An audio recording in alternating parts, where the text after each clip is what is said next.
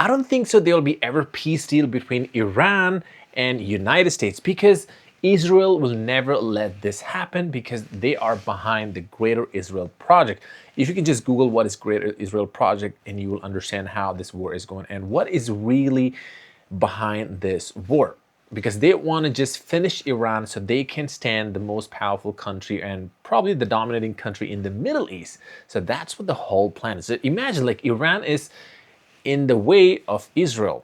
So if Iran is powerful, so Israel cannot dominate Middle East. It's all about the power, who controls Middle East. So this is just the Iran conflict, but it's no longer just Iran. It's about a Greater Israel Project. Now, it has dragged in global power, shaken energy markets, and turned the Gulf region into the most militarized flashpoints on Earth. Now, reports also indicates that while diplomatic channels are still technically open, the battlefield hasn't gone quiet, which means one thing.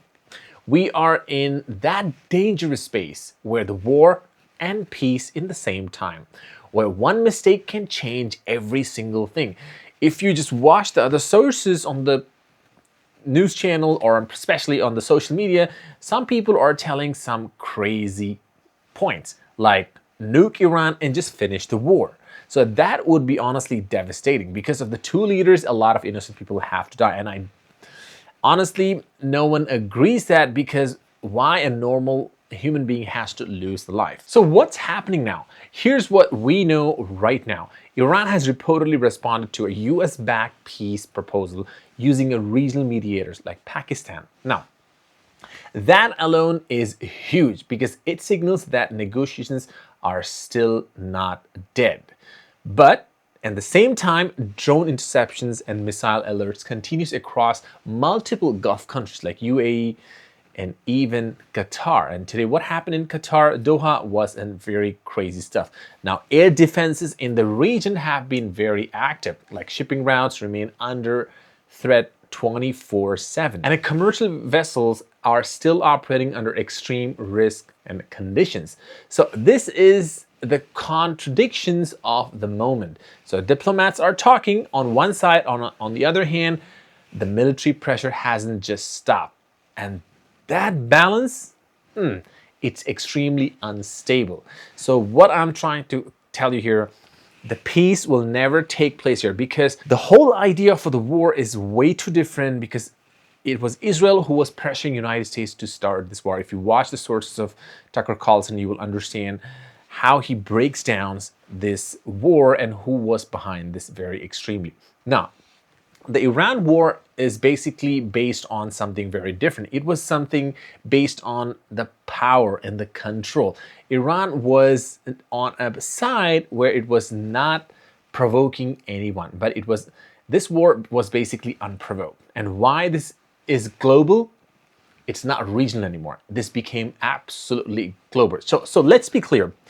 This is not just a Middle East issue anymore. This became the global issue because of the energy prices just skyrocketing every hour, probably every single day. We have different energy prices coming out. So the Strait of Hormuz, one of the most important oil corridor in the world, is at the center of this crisis. Even small disruptions here send shockwave through fuel prices, shipping costs, and global inflation. Now, the markets are already reacting very nervously. This everyone knows. This is why the world leaders are watching this conflict like ticking clock every single hour. So because the economic fallout doesn't stay local, it really spreads faster and faster. And that's what's happening in this 2026 with this crazy war. Now, the real danger lies something very different. Here's the uncomfortable truth. Nobody wants to say out loud. So this situation isn't controlled by a single decision maker anymore.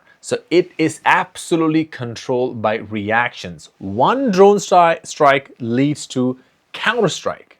So one interception leads to escalations. One miscalculation leads to crisis.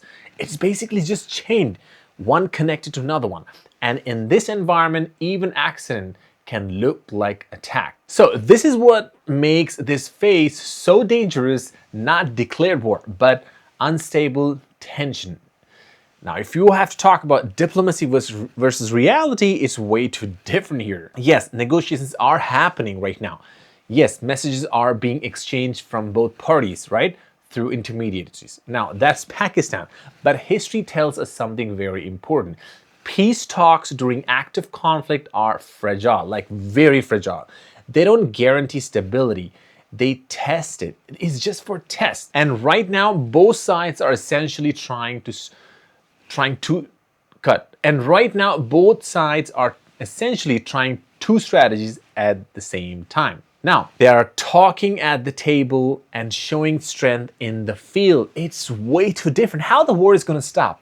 Because US wants Iran to agree whatever the points they just presented out to Iran. But Iran is not so easy player. It stands for its sovereignty.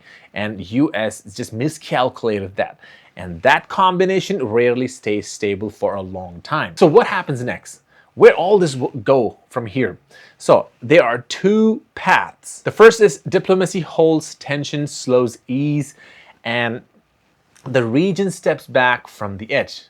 And the other, which is kind of like a red line, a single incident breaks that balance, and escalation accelerate faster than anyone can honestly, they cannot control that.